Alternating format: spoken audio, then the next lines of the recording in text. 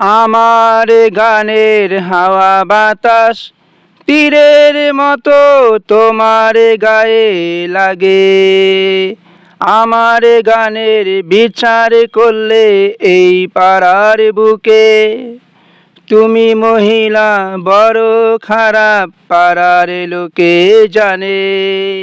তোমার বিচার করব আমি ভাইরাল হওয়ার পরে। আমার যত গান আছে সবই দিব জমা। মেকলিগঞ্জের আদালতে পাবি না রে ক্ষমা।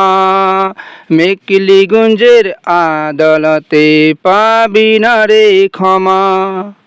গান শোনার পর গানের কারণে বিজেপির কিছু লোক তৃণমূলে চলে আসবে।